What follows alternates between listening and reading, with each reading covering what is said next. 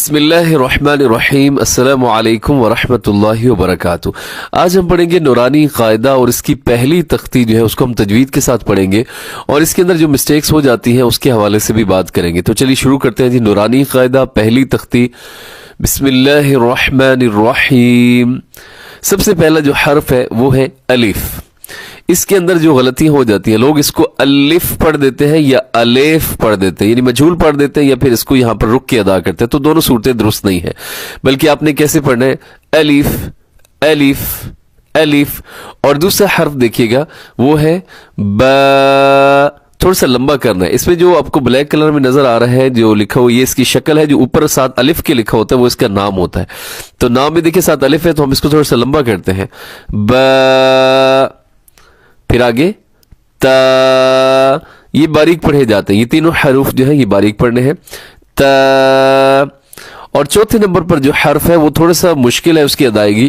مشکل اس لحاظ سے ہے کہ اگر آپ اس میں سیٹی ڈال دیں، اور جیسے عام طور پہ لوگ سیٹی ڈال دیتے ہیں تو وہ سین کی طرح پڑھا جائے گا، تو وہ درست نہیں ہے۔ آپ نے کوشش کرنی ہے کہ ثا میں سیٹی نہ ہو، اور اس کا طریقہ یہ ہوتا ہے کہ آپ اس میں تھوڑا سا زبان جو ہے وہ دونوں دانتوں کے درمیان میں لے کے آئے تو سیٹی اس میں ختم ہو جائے گی۔ تو اس کو ایک دفعہ پڑھ لیجئے، ثا ثا۔ آگے دیکھیے گا، جیم جیم، ہا ہا۔ اب اس کو لوگ عام طور پہ ہا پڑھ دیتے ہیں، جو کہ بڑی غلطی ہے، لحن جلی ہے، اور ایسا کرنا حرام ہے، یعنی ایک حرف کی جگہ دوسرا حرف پڑھ دینا۔ تو یہاں دیکھیے گا، ہا ہا۔ آگے دوسری لائن میں خا۔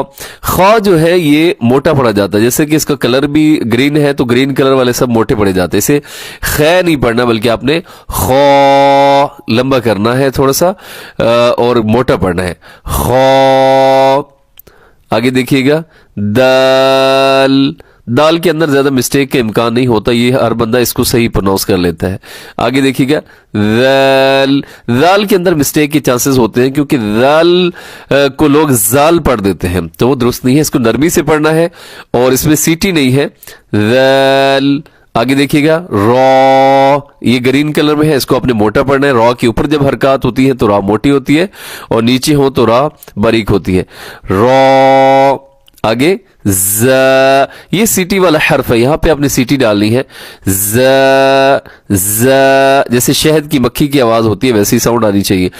آخری حرف دیکھیے گا، سین۔